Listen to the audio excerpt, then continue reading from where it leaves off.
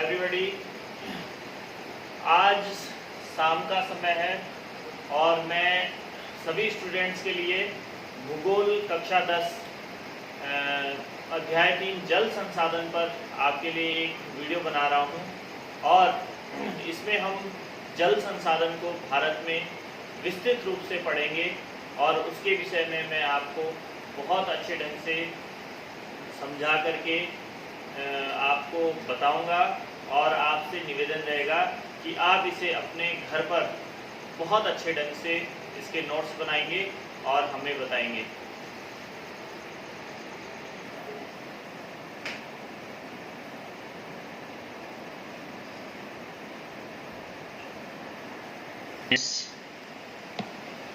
आप सभी को मेरा नमस्कार। मैं वसुदेव रावत, राजकीय इंटर कॉलेज नौगांव उत्तरकाशी। आज हम पढ़ेंगे NCERT new course class 10th भूगोल के अध्याय 3 जल संसाधन के विषय में। जैसा कि हमने पिछले अपने अध्याय में पढ़ चुके हैं कि संसाधन क्या होता है, वह सभी वस्तुएं जो हमारे पर्यावरण में उपलब्ध हैं और जो मनुष्य के काम आ सकती है, वे संसाधन कहलाती हैं। उसी संसाधन के रूप में हमारे पास सबसे महत्वपूर्ण और जीवनदायक एक तत्व है जिसका नाम है जल। आज हम उसी के विषय में पढ़ेंगे। इस चैप्टर को शुरू करने से पहले यहाँ पर पिंकी और चिंटू दो बच्चे आपस में डिस्कस कर रहे हैं। चिंटू कहता है, पिंकी, क्या तुमने टीवी पर ओडिशा में आई बाढ़ पर दिल दहलाने वाली रिपोर्ट देखी? हे भगवान, उसने क्या प्रलय मचाया है। रास्ते में जो कुछ आया बर्बाद कर दिया और वहां बहा करके ले गया। पिंकी कहती है, हाँ चिंटू, मैंने देखा। क्या यह आश्चर्यजनक नहीं है कि जल जीवन दे भी सकता है और ले भी सकता है। हम पानी के बिना क्या करेंगे? मेरे पिताजी मुझे बता रहे थे कि उनके कारखाने में बहुत सारी चीजों के लिए काफी जल की आवश्यकता होती है। क्या तुम जानते हो कि मशीनों को ठंडा करने के लिए भी जल की आवश्यकता होती है?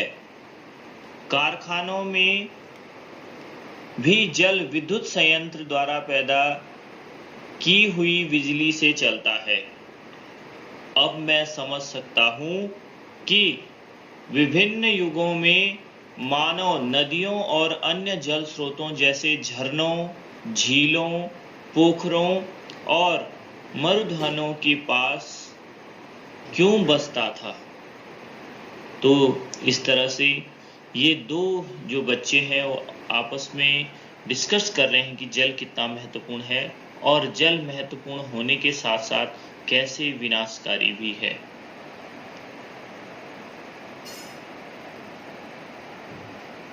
पानी जीवन दे भी सकता है और ले भी सकता है, ये सभी लोग भली भांति जानते हैं।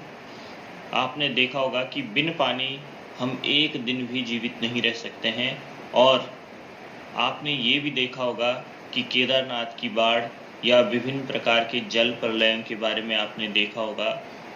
तो ये जीवन क्षण भर में ले भी सकता है और बिन पानी के हम जीवित भी नहीं रह सकते हैं। हमारी जो पूरी धरती है उस पर 75% जल और 25% स्थल मंडल है जहां पर हम निवास करते हैं। पीने योग्य जो जल है इसकी मात्रा बहुत कम है। जो टोटल पृथ्वी पर जल की उपलब्धता है उसका 95% जल वो लगभग पीने योग्य नहीं है, जो कि सागरों, महासागरों, खारे पानी की झीलों में उपलब्ध है। ये खारे पानी एकदम खारा है जिसे हम पीने योग्य नहीं बना सकते हैं। और हमारे पास जो पीने योग्य जल है वो केवल 5% के आसपास इस धरती पर है, जो नदियों में वर्षा जल या भूमिगत जल, सबसे महत्वपूर्ण भूमिगत जल जो इस समय हम पीने के लिए इस्तेमाल करते हैं। तो इस तरह से पीने योग्य जल बहुत ही कम मात्रा में उपलब्ध है। जल संसाधन को जानने से पहले हम भारत की सभी नदियों के विषय में जान लेते हैं और हम भारत की सभी नदियों का विस्तृत वर्णन करेंगे। ये हमारे कोर्स के लिए और फ्यूचर में जो भी एग्जाम्स होंगे उसमें भी ये बहुत महत्वपूर्ण होगी इसकी जानकारी। तो इसे बहुत ध्यान से देखेंगे कि भारत की जो सभी नदियां हैं उसकी हम पहले विशेष जानकारी प्राप्त करेंगे, फिर जल संसाधन को और डिटेल में पढ़ेंगे। आइए सबसे पहले अपवाह तंत्र ड्रेनेज सिस्टम की हम बात करते हैं। जैसे कि पिछली क्लास में 9th में हमने अपवाह तंत्रों के विषय में पढ़ा। विभिन्न प्रकार के अपवाह तंत्र, जो 4 प्रकार के प्रमुख अपवाह तंत्र हैं, उनको हम पढ़ चुके हैं। तो अपवाह तंत्र शब्द एक क्षेत्र के नदी तंत्र की व्याख्या करता है। कोई नदी बह रही है, उससे जितनी भी अन्य नदियां जुड़ती हैं और जहां जहां पर वो नदी बह करके जाती है, जहां तक बहती है, वो सारा उसका अपवाह तंत्र होता है, जिसमें अलग अलग दिशाओं से छोटी छोटी धाराएं आकर एक मुख्य धारा मतलब मुख्य नदी का निर्माण करती हैं। यहाँ पर अलग अलग दिशाओं से जो छोटी छोटी धाराएं आती हैं वो मुख्य नदी की सहायक नदियां कहलाती हैं। इसको आप विशेष ध्यान देंगे। और इस तरह से 4 प्रकार के हमारे देश में मुख्य अपवाह तंत्र बनते हैं, वो आप पिछले अध्याय में पढ़ चुके हैं।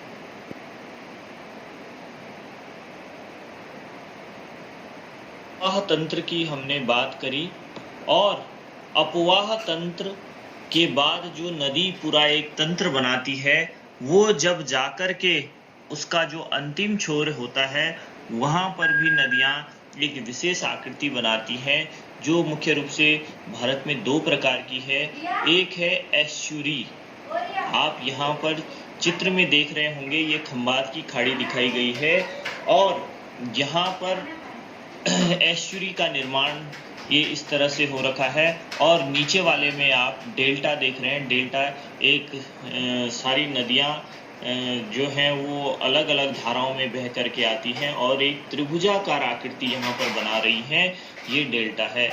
एस्चुरी की बात करें तो सागर तट पर स्थित आधा बंद खारे पानी का वह क्षेत्र जहाँ नदियों का ताजा पानी समुद्र के खारे पानी के साथ मिलता है।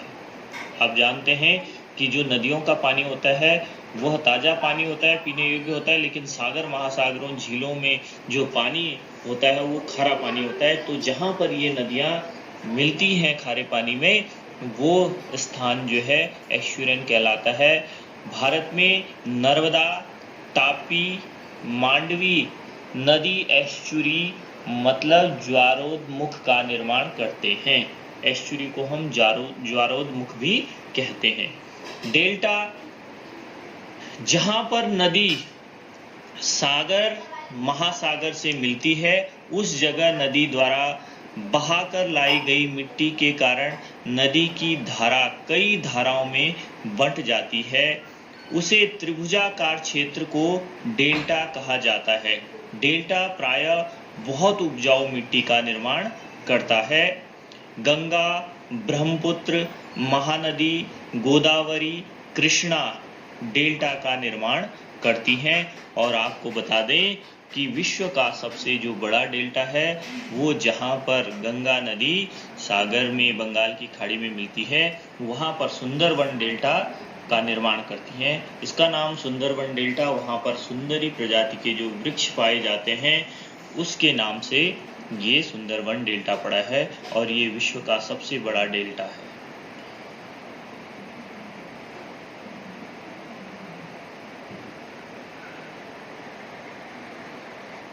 तो इस वीडियो में हम इतना ही देखेंगे। नेक्स्ट जो वीडियो बनाएंगे उसमें जो भारत का अपवाह तंत्र आप देख रहे हैं, ये 3 प्रकार के प्रमुख अपवाह तंत्र है हिमालय अपवाह तंत्र में, और एक प्रकार जो है वो प्रायद्वीपीय अपवाह तंत्र है। तो इसको हम डिटेल में अगली वीडियो में देखेंगे। तब तक के लिए नमस्कार।